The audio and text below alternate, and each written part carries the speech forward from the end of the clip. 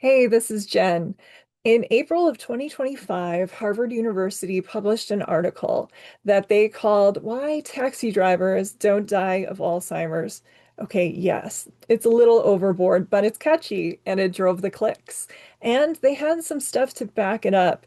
They based the information in this article on that landmark 2000 study that was done over in England, where they studied cab drivers. They did MRI scans of the brains and found that because the City of London doesn't operate on a simple grid system, there's no first, second, third, fourth. It's a very difficult city to learn how to navigate, especially figuring out where to go during traffic. And it's pretty crazy that the longer these cab drivers did that, the rigorous training, the longer that they had their job and learned the crazy system that is London, the better the areas were in their brain for memory and spatial navigation when they rescanned them a year later. They found that they had enlarged hippocampus in their brain, and it just helped, that they were working on memory. And what that study proved is that it is possible to, no matter your age or anything, change your brain. And it's always growing and learning. They say that it takes 30 days for a new practice to become a habit. And I have been meditating for over 30 days. I've been doing it for a little bit longer, since about August, late August, early September, but really hardcore every single day meditation started, and I'm now close to like 40 or 50 days of meditation because I believe in this study as well. It wasn't the reason I did it. I did it for pain control, and also just to have a better peace of mind, a better sense of self, a way to interrupt those pain signals because I have had chronic pain since I was 11 years old. That's 33 years. That I was dealing okay with. And this year I was diagnosed with a third and now possibly a fourth, probably a fourth autoimmune disease. And it was just really overwhelming to go from, oh, your back hurts to, wow, now you're wearing braces on up to 8 new joints that used to be fine. So it was extremely overwhelming. And everything came to a head in August. And I realized I got to do something to help take some control back because it was just way too overwhelming, way too scary. I had to go to the hospital. It was a whole thing. And I thought I would try mindfulness for sure. I always liked the idea of meditation, but I'm not a super religious person. I've enjoyed reading Eastern philosophy and I've enjoyed some of that. I can't do yoga physically. That isn't my thing. I'm not really into crystals or Reiki. I live in Arizona, so we have a lot of those like tarot places. If you believe in all of that, that's awesome. And it's fun and I love listening and that, but I've never really been into it. But what I like about mindfulness is all it does is interrupt the pain signals just for a little bit.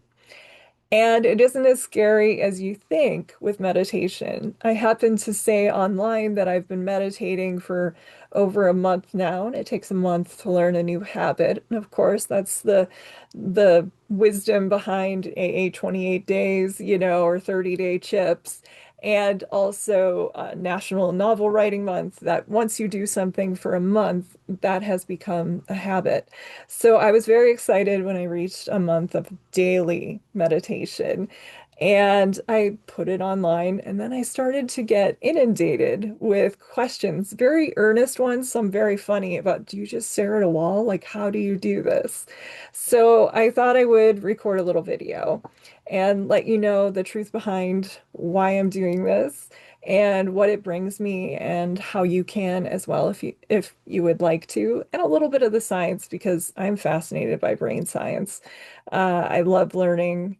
My new rebellion during this administration is I'm not giving money to like Paramount Plus right now or any of the networks that are kind of giving in, but I am giving money to the Great Courses Plus and, taking some history classes, philosophy classes, psychology classes.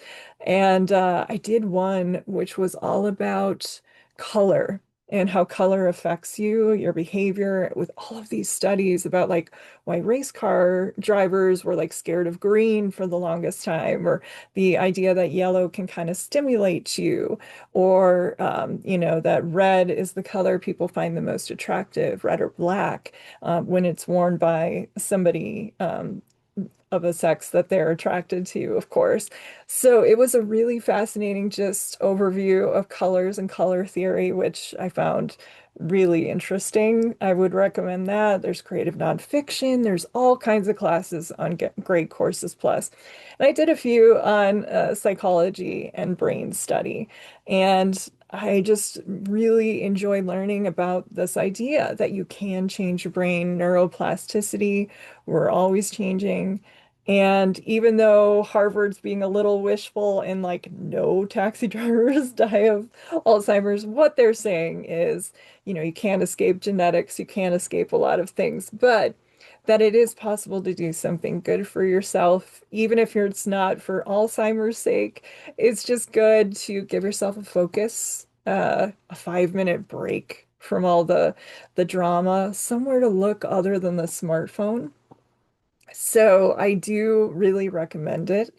I think all of us right now want to get back in touch with like, especially the people like Gen X and older millennials and boomers. We kind of miss that era before we all plugged in and before life was, answering emails on holidays at 2 in the morning, that kind of thing. So I enjoy this idea of taking some time out for yourself, just a few minutes. It doesn't have to be 45 minutes, and no, you don't have to stare at a wall. I did try a few of the apps. Actually, last December, I was going through like the end of a relationship and it was really hardcore, hitting me hard and all this stuff. And so I tried Calm, that app, and I have to say I'm underwhelmed. Calm, there's some cool things about it. Some people like the like celebrity sleep story voices. No, I'm not a big fan of that. I don't need Matthew McConaughey reading me a bedtime story kind of thing. If you do, great. So I didn't really get into Calm. There were only a few things on the app that I really responded to, and I just thought it was a little bit overpriced for what you get.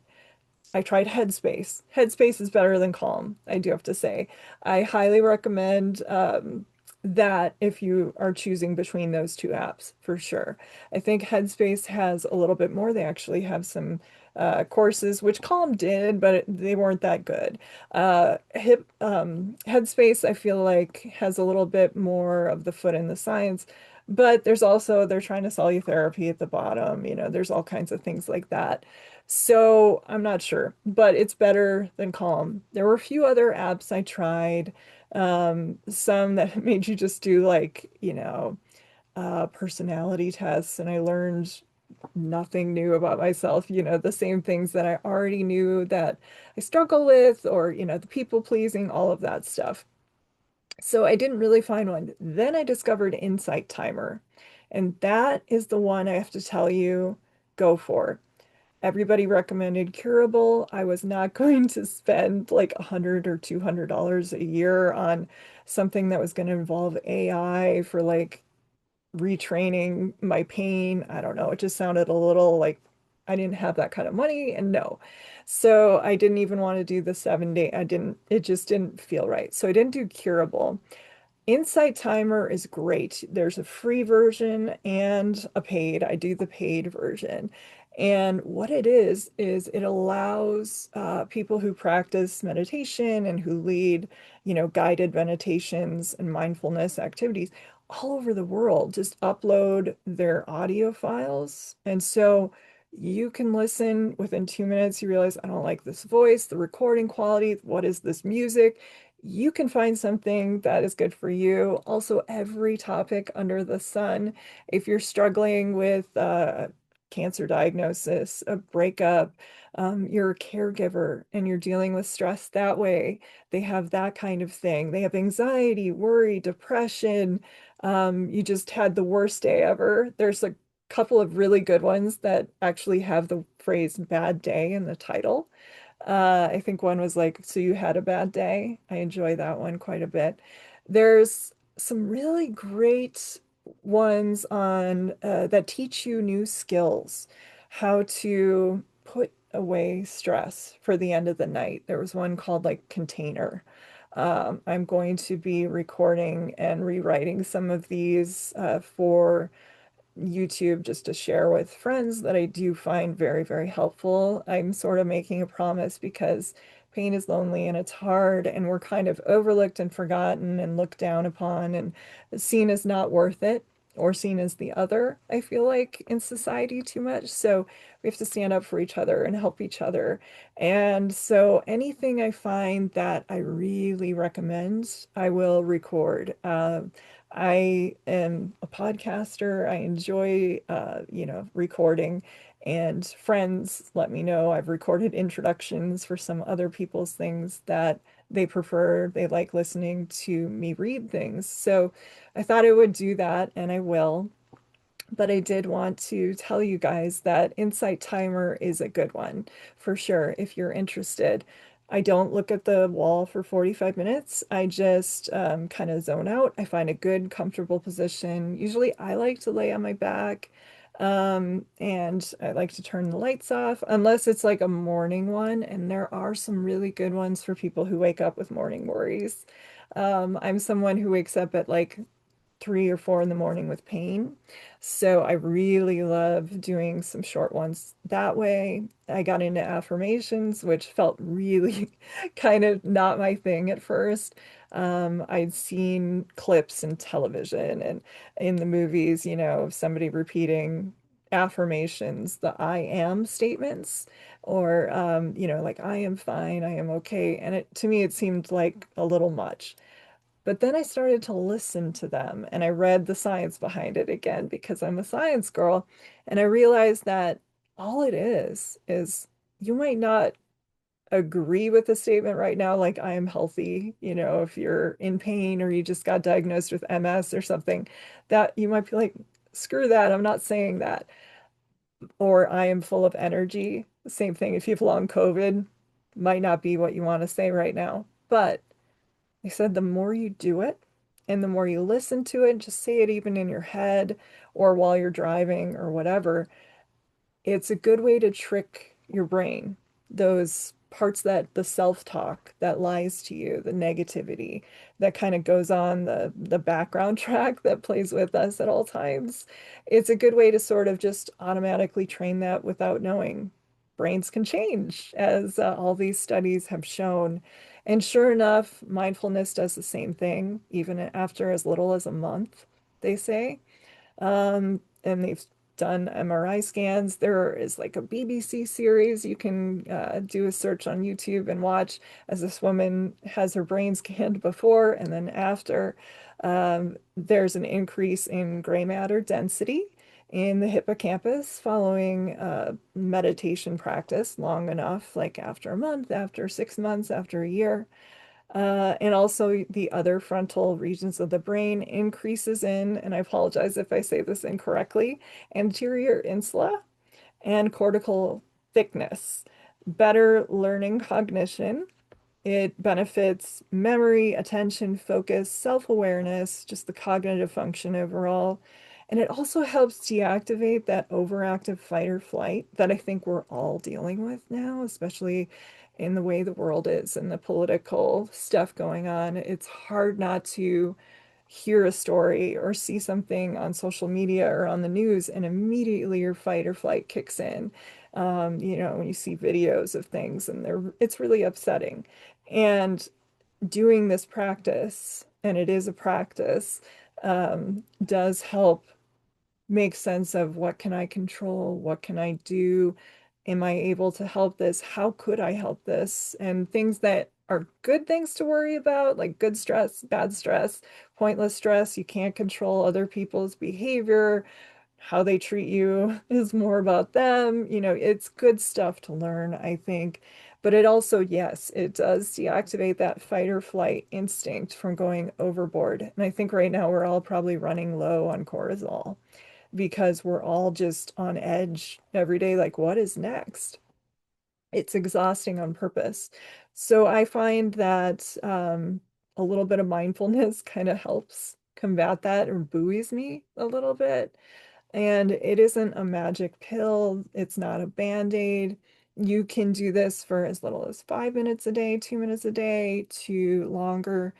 And I do enjoy the guided meditation. There's transcendental, where you like say a nonsense word, I guess, over and over and kind of zone out. I don't have that ability, and that isn't my thing. But thinking of myself on a beach or in the forest in a cabin or anything just for a few minutes, or putting what I'm worried about one by one on leaves in a stream and watching them float away, or watching myself in my mind, cutting a cord from somebody that I don't want to think about anymore that hurt me, or, trying to process that kind of thing, or just getting over past hurts too. And dealing with stress better overall, I think is good.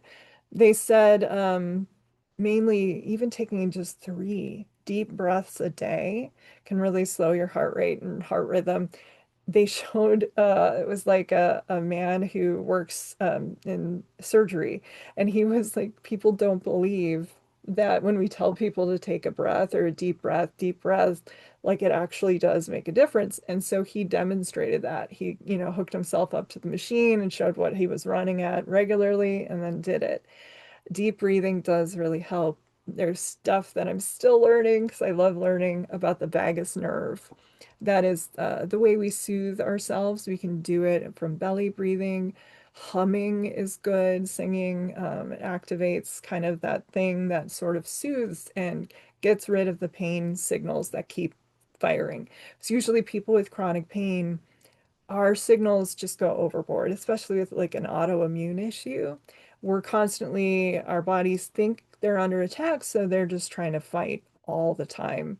And so I do find mindfulness a little bit helpful for that. It isn't a magic fix, but I like, again, that sense of having a little bit of control and choosing, I can spiral and worry and think too much right now, or I can imagine I'm looking at the most beautiful sunset and telling myself I can get through it. So that is what meditation is to me, where I, feel like it is beneficial because of the studies that I've read. And I just wanted to share that with you. If you want to ask any questions, go ahead and do that. You can try any of the apps. I'm sure they're all great. Everybody likes different things, but for me, I do highly recommend Insight Timer.